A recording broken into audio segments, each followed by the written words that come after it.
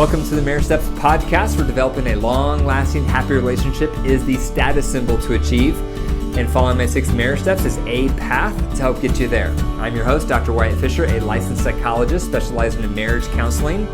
The Marriage Steps podcast is listener supported, so to help keep it on the air so couples worldwide can receive hope for their marriage, please consider becoming a monthly supporter by going to patreon.com/marriage steps.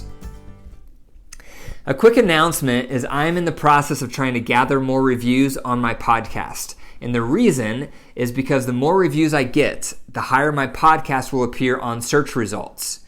And then more couples can find it and receive tools and hope for the relationship. So I want to thank you, first of all, if you're listening to this and you've already left me a review, thank you. And if you're listening to this and you haven't left me a review, please do so today. Scroll down at the end of the episode and leave me a review on whatever platform you're listening to me on, and I greatly appreciate it. The marriage tip of the day is spice things up in the bedroom. When was the last time you intentionally spiced things up in the bedroom? A lot of us don't. For a lot of us, it becomes last priority because life is busy, life is stressful, and if we're not careful, the bedroom can start feeling like vanilla ice cream, boring. It becomes predictable. It becomes the same thing every time, and then we lose interest. So this week, I challenge you to consider how to spice things up. Talk about it with your partner. Talk about what you would prefer to spice things up. Talk about what they would prefer. Would that be different positions you would try? Would that be different places in the house you would try it in? Think about your 5 senses. How can you optimize pleasure for your 5 senses during your sexual activity? But try to spice things up this week. The marriage joke of the day is, if you want to have a successful marriage, rule number 1, your wife is always right. And rule number 2, if you start thinking you're right, remember rule number 1. Okay, the marriage message of the day is 4 steps to putting your marriage first. 4 steps. The first step is creating a routine of having 4 nights together of at least 2 hours. Now, it doesn't have to be at night. It can be during the day, but for most couples who have kids, the nights work the best. But you want to have 4 pockets a week of at least 2 hours together without kids and without tech. So that's 8 hours. So that may sound crazy. That may sound like a lot of time together, but it's not. Think about how much time you had together when you were courting, when you were dating. You probably spent 15 to 20 to 25 hours a week together. And now here you are, married, you probably have kids, and you maybe spend 1 to 2 hours a week together tops of quality time. And lo and behold, your marriage struggles. It's because it's not given enough time. It's not given enough oxygen. Your marriage is alive, like I talk about a lot, and it's getting deprived. So the number 1 habit you want to cultivate to prioritize your relationship is 4 days a week, you have 2 hours together. So you have to think about it and be creative. How can we make this happen? What could this look like for us? What would we have to say no to say yes to us? You're not going to be able to say yes to everything in life. And if you're going to prioritize anything, prioritize your marriage. Think about your days as a fishbowl, and you only have a finite amount of time. And a lot of us put in everything else first. We put in work, we put in hobbies, we put in TV programs, we put in friends, we put in tasks around the house. And before long, our fishbowl is full, and we forgot about the most important boulder to put in there, which is marriage. There's no room for marriage. However, the other way to live is you dump out everything else, and you start by putting in your marriage first. And then you add other things on top of that. Time with kids, time for work, hobbies. And obviously you won't have time or ability to put everything else into the fishbowl. But that's okay, because you're starting with what matters most. What matters most is prioritizing your marriage. So that leads to a value-driven lifestyle when you put marriage first into the fishbowl instead of putting marriage last. So this routine helps you do that. So 4 times a week, having 2 hours together puts marriage first into that fishbowl of life. Now, when you're in that 2 hours together, what do? What's the goal? There's 3 goals. The first goal is you want to cultivate emotional intimacy. Most likely, one of you has a need for emotional intimacy. Maybe both of you have that need. It's rare, but maybe you do. But probably at least one of you has the need for emotional intimacy. And to define that, that refers to the person who wants to share their inner heart. They want to share their inner thoughts, their inner feelings, and they want to hear yours. And when that level of connection is happening, it fills them up. That's emotional intimacy. That's that feeling like you're best friends and you know each other's inner worlds. And John Gottman refers to that as one another's love map. It's always changing. Just like maps of cities are always changing, our love map is always changing. And the love map is all the things that's going on inside of me. All the things that are important to me, all of my stressors, all of my values, everything I'm focused on, all that is constantly changing. And without regular time to communicate and share that, we get distant. We don't know each other very well. We get out of date very quickly. So the first thing you want to do, doesn't necessarily have to be the first thing, but one of the things to do during this 2 hours is emotional intimacy. And the best way to cultivate that is the head-heart check. That's one of the tools I teach about. If you go to my website, click on Marriage Tools, and you'll see it if you want to learn more about it.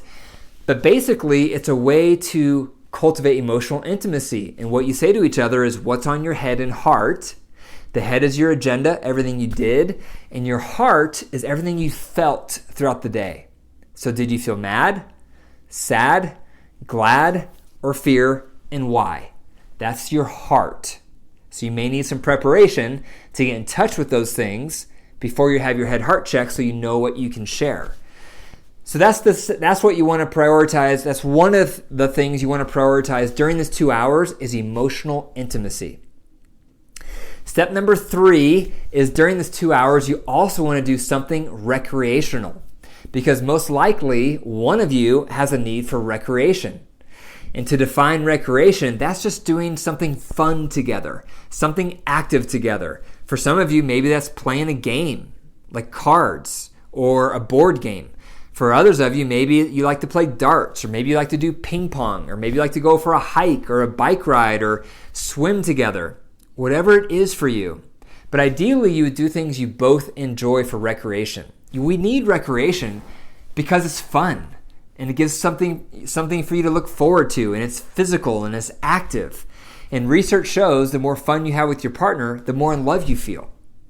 So I would encourage you to Google fun activities to do together in marriage or hobbies to cultivate together as a couple. Research things you can do together. You'll find probably a list of 50 things or more that are activities couples can do together. And then look at that list together and then pick and choose. Which ones would you both enjoy?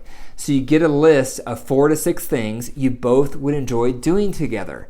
Because this is so common for couples to drift apart and to feel like they have nothing in common anymore.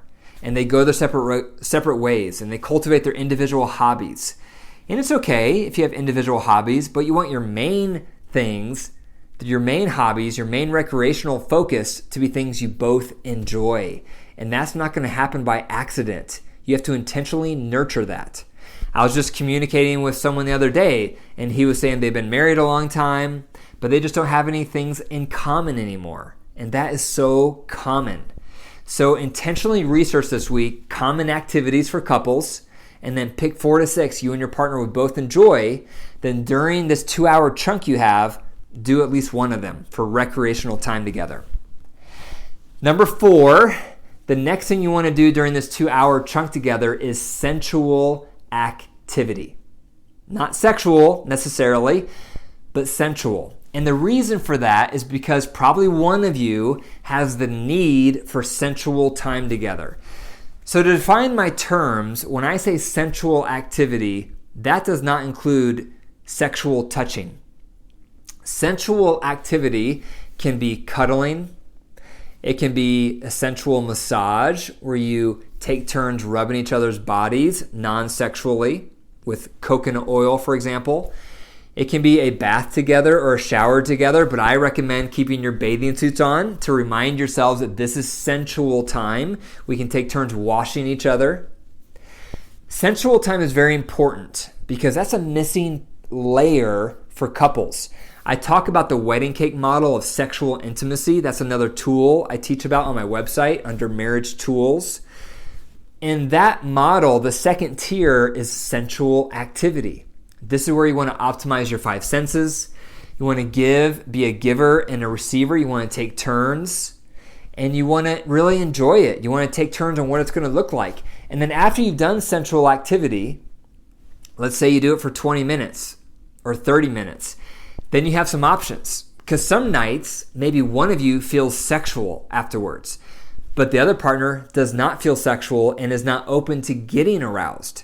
And on those nights, the person who's aroused can either pleasure themselves in front of you or privately, or you can pleasure them manually or orally based on whatever you're comfortable with.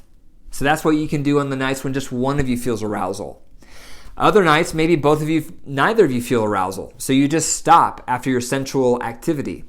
Other nights, you both may feel arousal or you're open to getting aroused. So then after sensual activity, you can transition into erotic activity. And when that happens, you still have choices.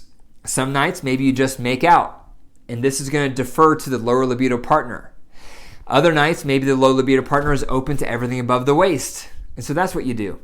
Other nights, maybe they're open to everything above and below the waist, manually and or orally. So that's what you do. Other nights, they may be open to everything, including intercourse. So that's what you do. So you defer to the lower libido partner because what you want to do is bring back choice and voice to the lower libido partner. Because often they fall into the trap of obligation sex. And then they're showing up physically and going through the motions, but that's going to lower their libido. And it's also not satisfying to the high libido partner because they're getting your body but not your soul. So this idea of starting with sensual activity, and then on the nights when you both feel arousal or open to it, you move up to sexual activity. Just remember, you still have choices.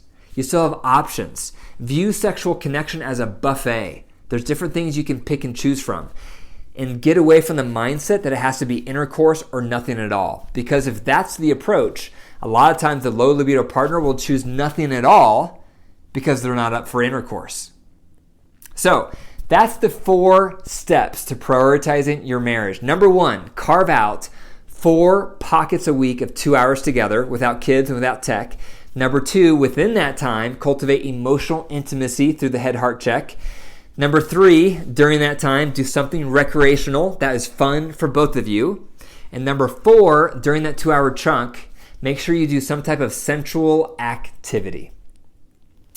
Thank you for listening to the Marriage Steps podcast. If you enjoyed the episode, pause right now, take 5 seconds, and please leave me a review. For more marriage resources, be sure to go to my website, drwyattfisher.com. And if this Marriage Steps podcast has helped your relationship, please email me, info@drwyattfisher.com. I would love to hear your story, and I would love to have you on the podcast because your story will inspire other people. And remember, your marriage is alive. So if you cultivate it and nurture it and put it first, it will grow.